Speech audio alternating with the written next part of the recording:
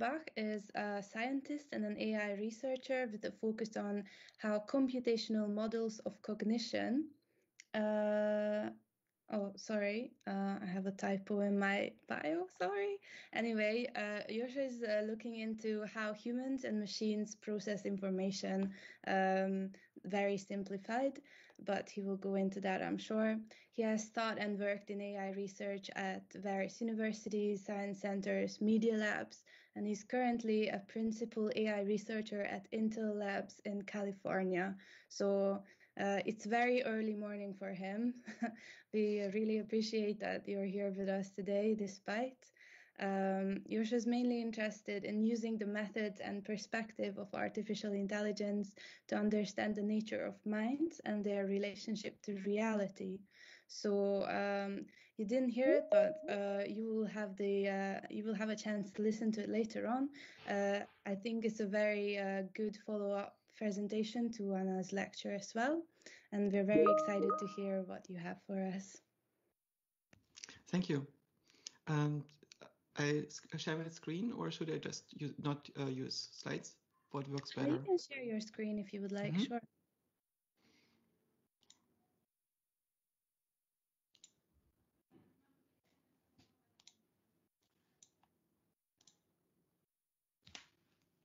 So hello to everyone from California.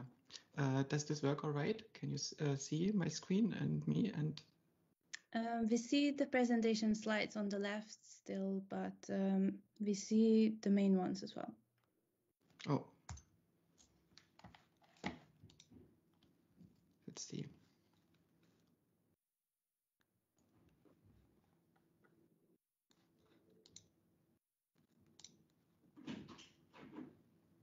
This is a little better. Yes, but it's not what I want.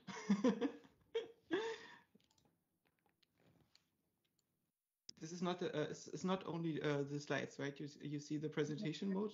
We see presentation. You see only my presentation? No, we see the presentation mode. Okay, so everything is good now. Well, we don't see the presentation in full screen. We still see stuff. Okay, that's unfortunate. Let's do something else then.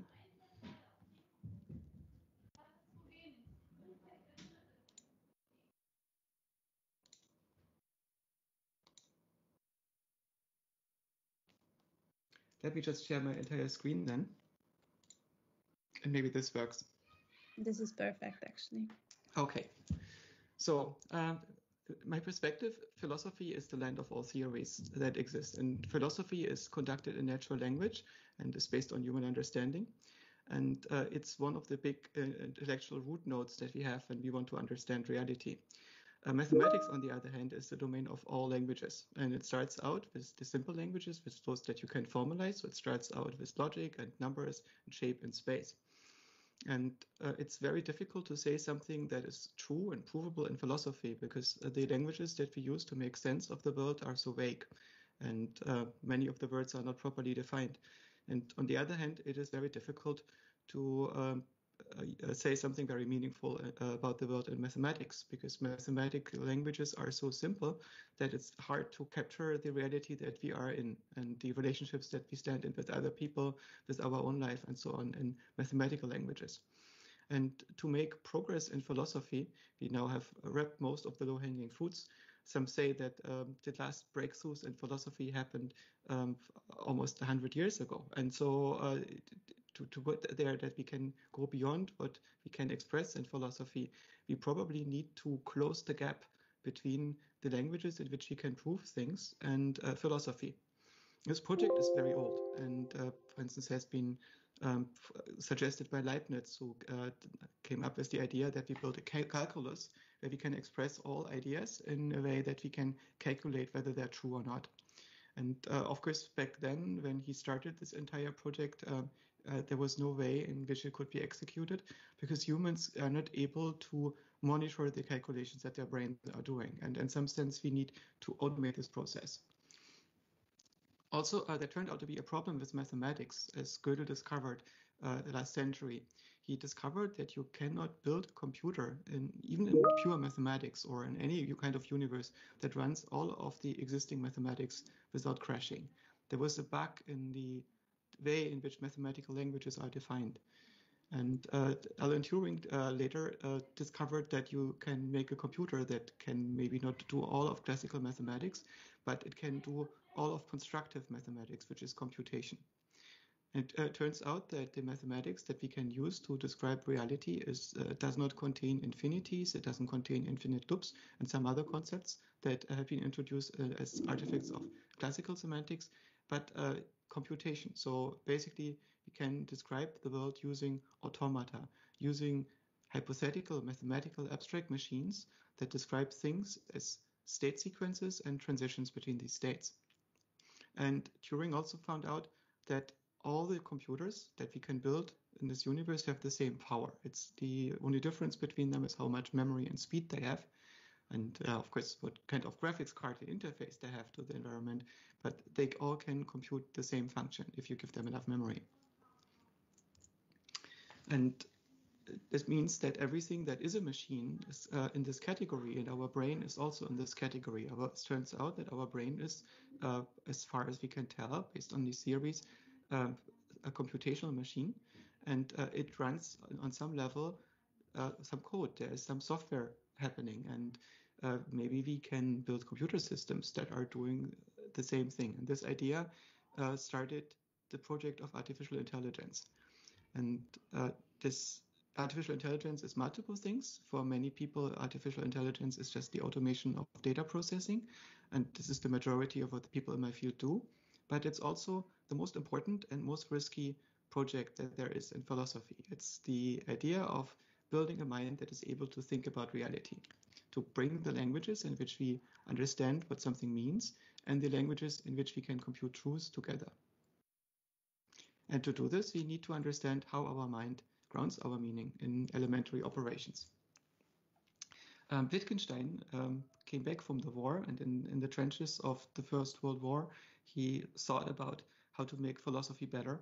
And he wrote his ideas down when he came back in the Tractatus Logico-Philosophicus, which is a very beautiful book of something like 75 pages. It's almost like a poem. It's a philosophical book without any footnotes or any argument to convince anyone. It's just a single connected thought. And in this thought, he tries to express how to make a computer language for thinking, how to clean up the natural language in such a way that it becomes formalized. And this project is very similar to what Minsky and others tried to do more than 30 years later. And in the end of his life, Wittgenstein found that this project had failed because he doesn't know how to describe meaning in this language. And it's mostly because he didn't know how to deal with images, with perception, and with the reality that we experience in the context of computer programs. So formal grammatical languages are somewhat easy, but extending this into the world of meaning that we experience is hard. So a little bit later, one of his pupils, or one of his students, Alan Turing, came up with the idea of a Turing test in the context of a paper that he wrote in 1950. And the core of this paper, which is very readable and everybody should read it, it's quite beautiful, is can we make a computer program that passes as human? And how would we know that we succeed? And most people have heard about the Turing test or know it intimately. It's the idea that you sit on some computer terminal as a human being and you test whether something talking to you is a human or some kind of program. And if the program can successfully pass as human, you should grant it being intelligent. And I don't think that this is itself a very good condition. I think you want to do an in-depth interrogation that really checks what kind of faculties it has in the mind. And part of that is that you check whether it plays Turing tests on you, right? We do Turing tests on other people all the time. We try to find out what they understand, what they're conscious of, what they're aware of, to which degree they understand that we are minds and they are minds, and which faculties we possess, because we don't have faculties in every domain, we don't have awareness in all domains. What is a mind? I think a mind is a system that has general intelligence, and intelligence is the ability to make models. Models help us to make the right decisions and movements. And most of what we've done in artificial intelligence does not fall under the category of building minds or general intelligence. It's narrow AI. It has only one model. It can only do one thing using this model. And a general AI can make its own models. It's able to discover to learn how to learn, and so it can solve the questions that are important to us. What is going on? What are the things that I can know? What am I? And what should I do? An important notion for me is the idea of sentience. A sentient observer has an inner world that explains what it is happening in reality right now, and it has a model of itself because that's part of its environment. And as a result of understanding its relationship to the environment that it's part of, it is capable of knowing what it's doing. Humans are clearly sentient. Many of them know what they're doing, but are cats sentient? Let's look at this cat. Here you see, it's a video that went around on the internet last year. And you see a toddler. What you cannot see is the toddler is going to some stairs that are very, very steep, and the toddler is about to crash down these stairs and hurt himself or herself very badly. And the family cat sees that and catches the toddler and beats the toddler back into the room to make sure that the toddler doesn't fall down the stairs.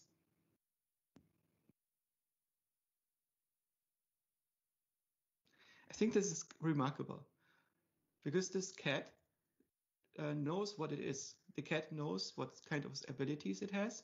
It knows its place in the family. It sees itself as some kind of family member and has some responsibility for a family member that would fall down the stairs. So it's able to understand the intentions of that agent, of this toddler, and the capacities of that agent. And it knows that there is something in the future of that agent that it needs to intervene with to prevent something really bad from happening. And so I would say that this cat is clearly sentient. This cat knows what it is and it knows what it's doing.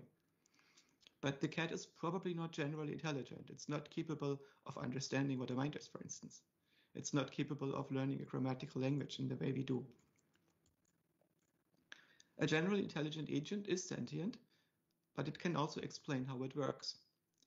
And if we are able to build a general artificial intelligence, this means we have created an artifact that demonstrates our understanding of how our own intelligence works.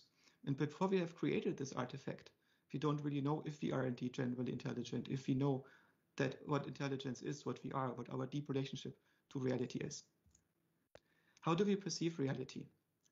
Right? Typically, we look at the world and we have ideas about the world, and we describe this distinction about the world as in some dualist conception, as a mental domain and a physical domain. Right? Dualism proposes that there are two worlds: the world of the physical interactions and the world of the ideas. So, Descartes calls this physical world res extensa, the world of the extended things, and the mental world res cogitans, the domain or the substance of thought. And as opposed to dualism, we also have idealist traditions which say that hold that there is only a mental world, that we exist in some kind of dream world, and that reality as we perceive it is a dream that is dreamt by a mind on a higher plane of existence. And this would explain why magic is possible, why things are possible that are not compatible with physics, like consciousness, conscious agents and so on, which we cannot explain in a straightforward way using physics. And there's another intellectual tradition in philosophy, which is monist materialism, which holds there's only a physical world. And in this physical world, there are machines like our brains, and these machines are capable of producing models, and some of these models are mental models that give rise to consciousness and experience and so on. And there is a way to bring these two perspectives together, because I think that they're both incomplete.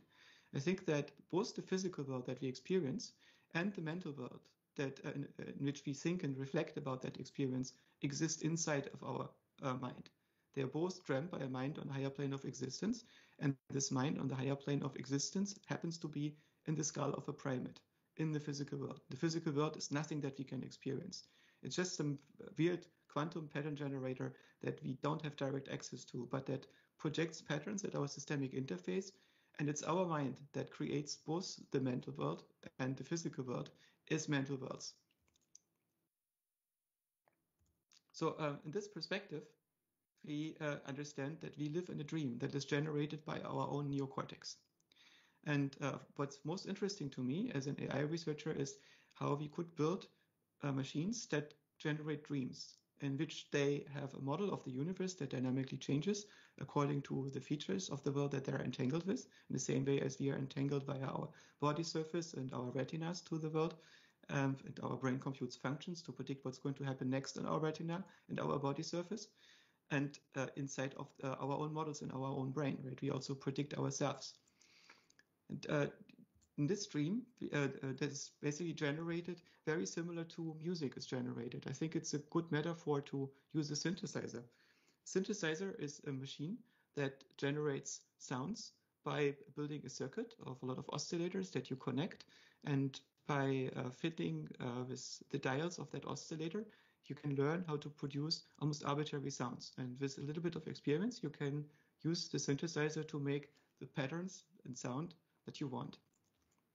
And it's a good way to think of neurons being oscillators that are being tuned by changing the parameters of these neurons, by changing the synaptic weights between them in the way that they are addressed with by other neurons and the chemical signals that they send to each other. And you can not only use this for the sound domain, but you can also use this to represent colors and spatial frequencies.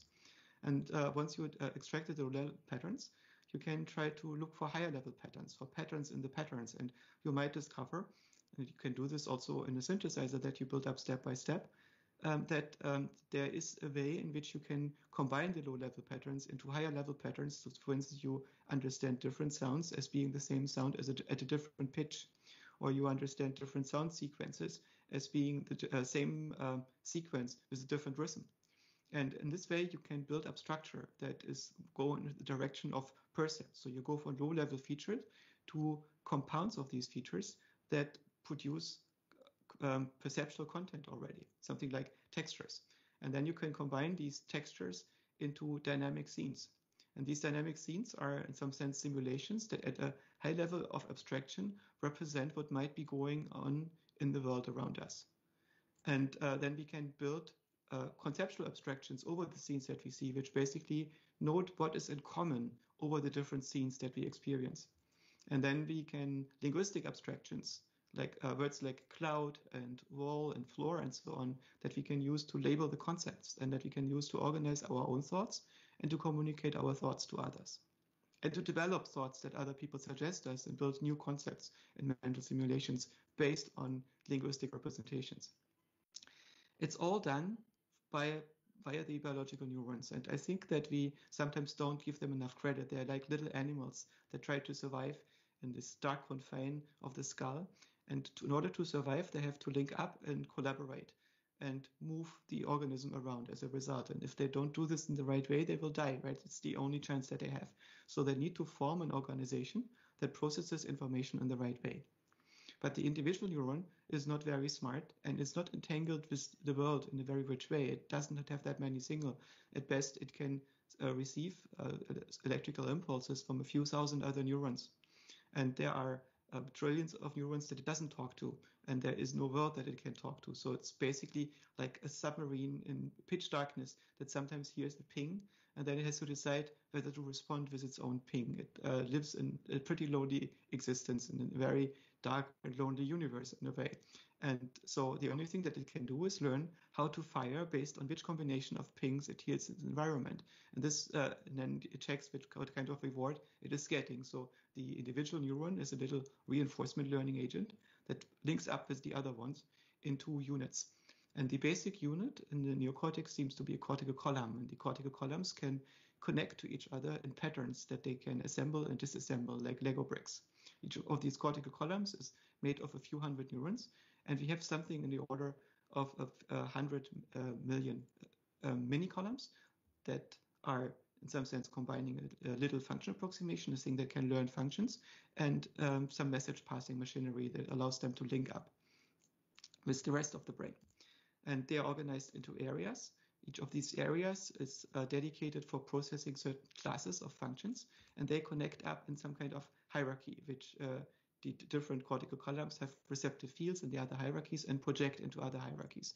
And this forms some kind of architecture for computation. Or you could see this as an orchestra with something like approximately 50 brain areas or 50 instruments. And the instruments are listening to the instruments in their neighborhood. And they are taking up the themes and melodies that they hear in the neighborhood and modify them and pass them on. And this cortical orchestra is playing a symphony that we perceive as a model of reality and ourselves and the interaction between ourselves. And this orchestra has some kind of conductor. And this conductor lives in the dorsolateral prefrontal cortex, as far as we know, mostly, or this is where most of its representations are being stored. And this is an instrument like the others that is not perceiving the music of the orchestra as a whole. It's singling out a few of the instruments and listens to them and synchronizes the activity or fixes the activity and gives feedback to them. And this is the conscious attention that we have. And this conductor stores what we learn in an attentional protocol to which we can later have access, and that we allow us to generate a conscious experience. So this conductor is producing an integrated model of our attention. An important thing to understand is that we don't experience physical reality. What we experience is a trance. Whenever something appears real to you, it's a trance. It's because something in your brain trusts that something is the way that another part of the brain says so. And neurons themselves don't experience reality. Brains cannot experience reality. They're just physical mechanisms that we model in our own mind as separate units that are separate from other units and that interact. And in order to experience a reality, the brain needs to make a model of reality and an agent that is experiencing it.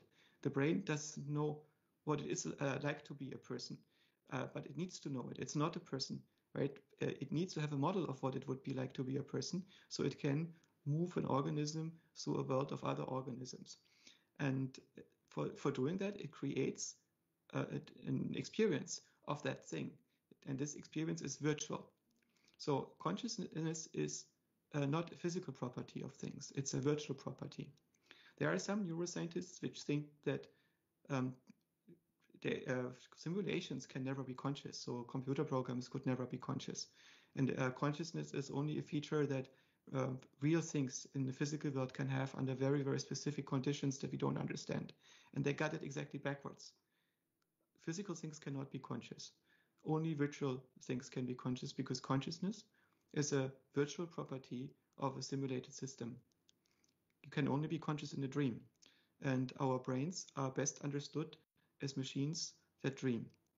And what interests me is, how can we build systems that we entangle with reality so they can create their own dreams? And then how can we talk to them? So this is my input for today. And I hope that we have some time left for questions.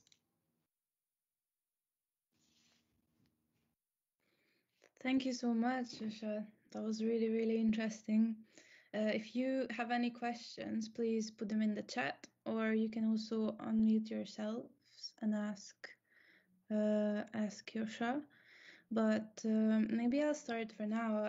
I was really intrigued by that video of the sentient cat and how it kind of realized a dangerous situation and recognized that there's something that it needs to do.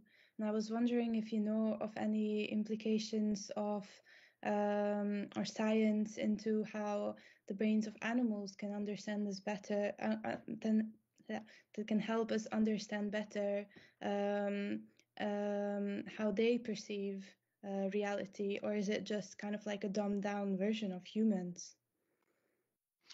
I suspect that for the most part, it is indeed, you could say, a dumbed down version of humans. And it's dumbed down because not just because of the size of the brain of the cat versus the human brain, but because of the length of the childhood.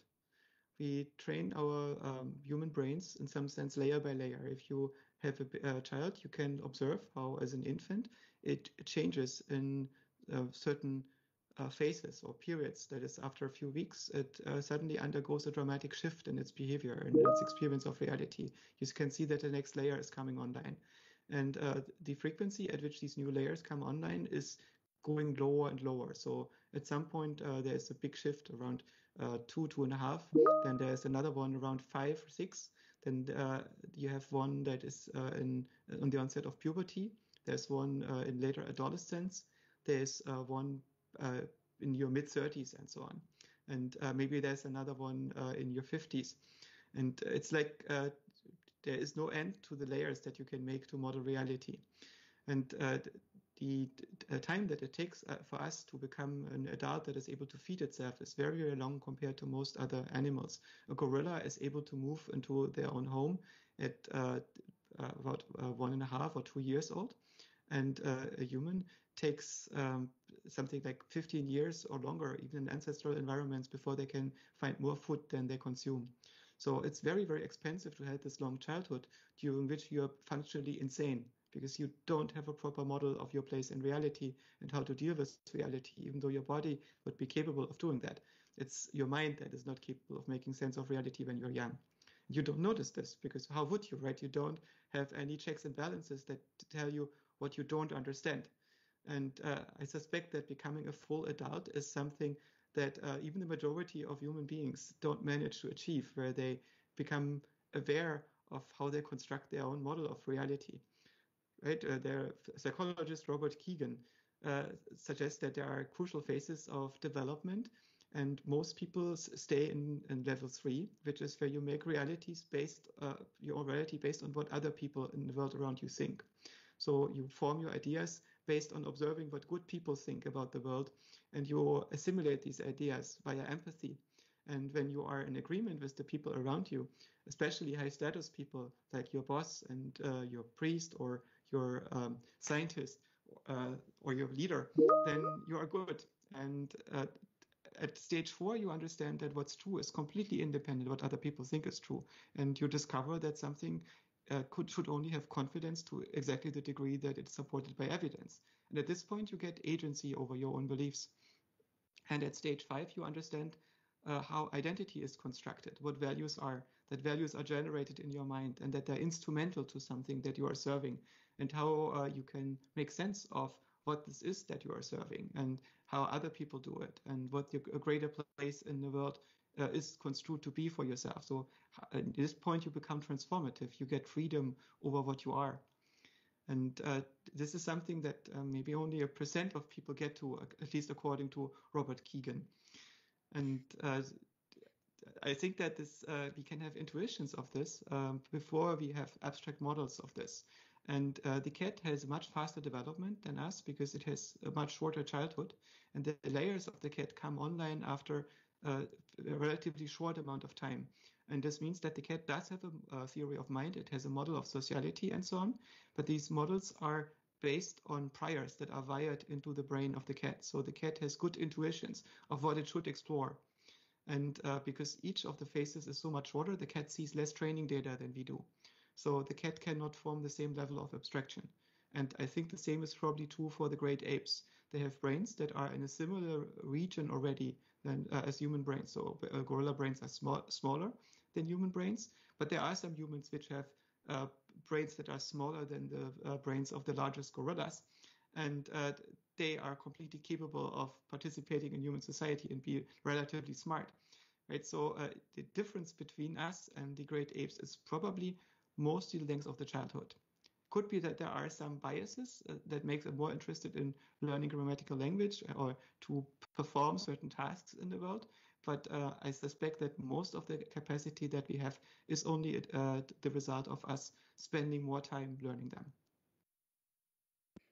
Thank you so much. We have some 15-year-olds in the audience as well, so it's definitely maybe a step forward for them to learn about all the stages.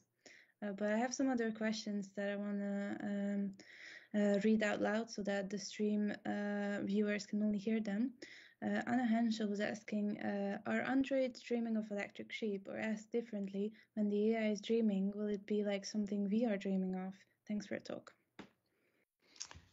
It depends on how you are entangled with reality, and it's unlikely that the AI is going to be connected to the world at the same level as we are in the same way.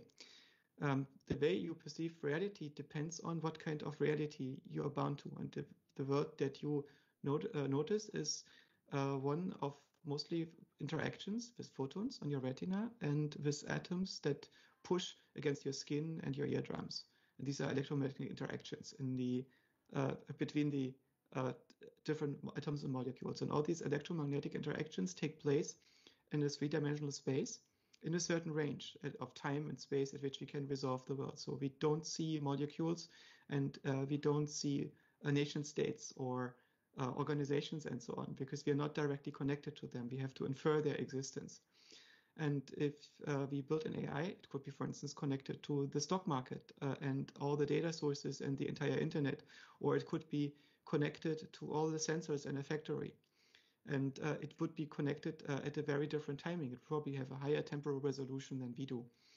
And this means that the world that it perceives is a very different one. We would not be living next to it, but maybe inside of it, right? We might be the gut flora of some of the AIs of the future. And such a system would be seeing the world from a very different perspective. By the way, also we humans form next level agents. So if you are part of a group that is very synchronized, then the group has a coherent spirit in a way. And spirit is, I think, just the old word for operating system for an autonomous robot. And this was invented before we built autonomous robots ourselves. So the only autonomous robots that were known were people and animals and plants and cities and nation states and ecosystems and so on. And then when they have coherent activity, you can describe them as having some kind of software that coordinates the parts of them. It's a pattern that you see in coordinated activity. And this, if this pattern has a direction, some agency, then we notice that there is some spirit that animates the things. It's a projection that we make to understand how something moves around in the world. And the same thing is true for us, right? There, we see each others as spirits emerging over the activity of the neurons, and only the neurons are real. And the spirit that we see in another person is a pattern that we recognize in the activity of other neurons or of other people and their interaction with the environment, or in groups of people.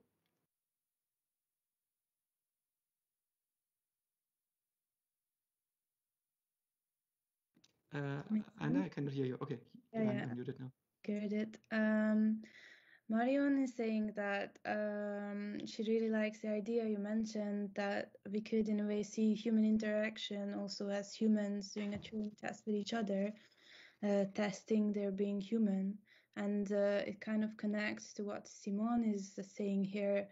If we stick with the cat example and imagine that the cat was a human, but it did not intervene, it wouldn't do anything to save the baby, what would that have told us about that human? Yes, it might have told us that the human doesn't care, or that the human doesn't understand the situation. So there are two elements that go into this. One is the relevance of the situation that tells you this is this network of relationships that you're part of and that you are serving.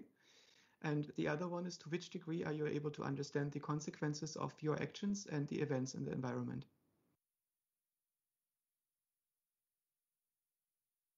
Thanks. I think that if there are no other audience questions, I'll leave a bit of time because I think this is a topic that needs digesting and maybe ideas pop up a bit later.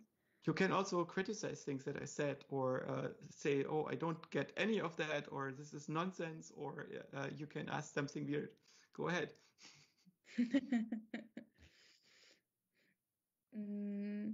You can also unmute yourselves if you want. You don't have to write in the chat.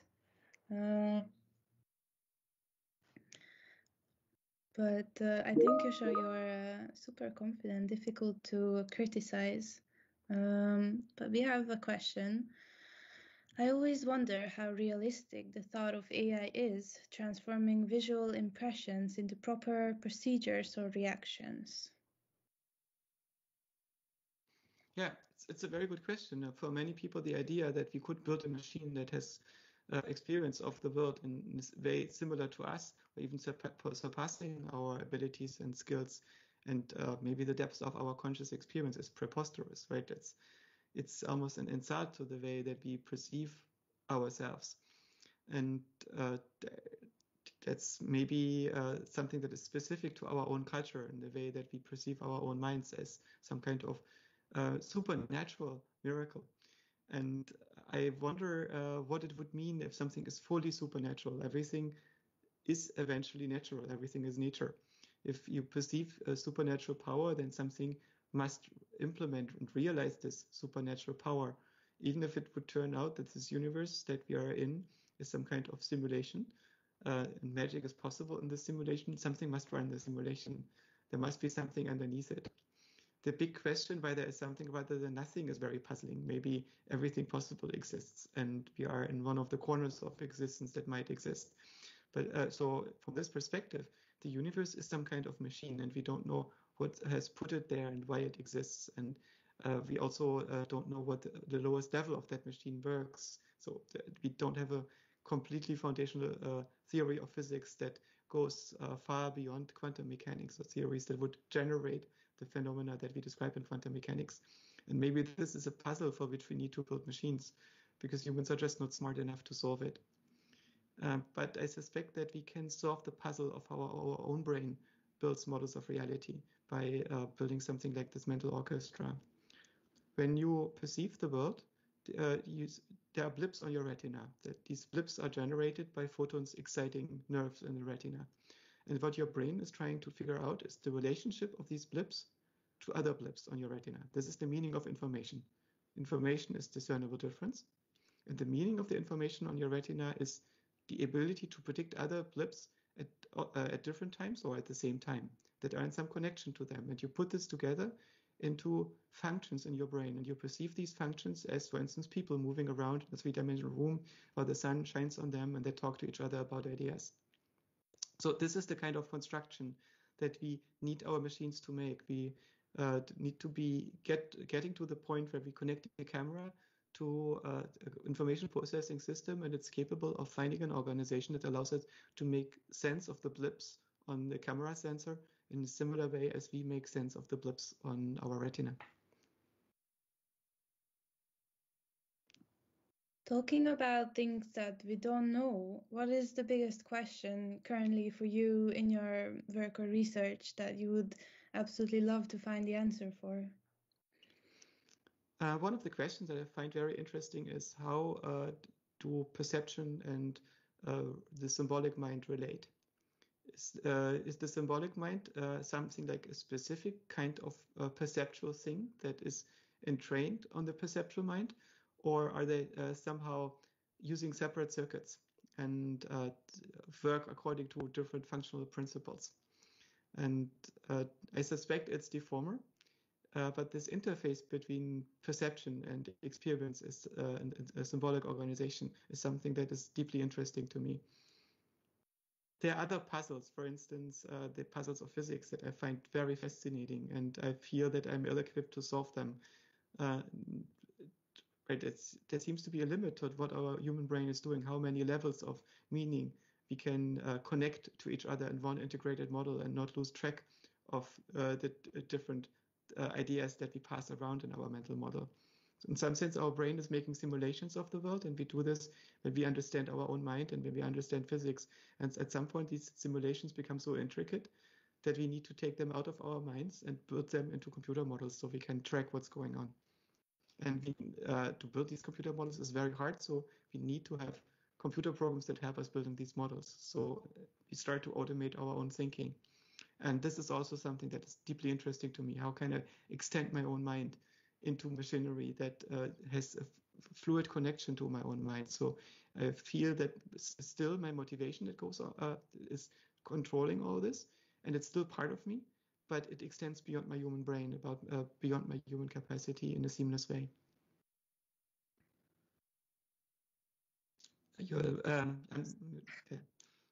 Sorry. Just a last question, maybe, if there's no other ones from the audience. There's a lot of talk about Generation A as algorithm and Generation COVID.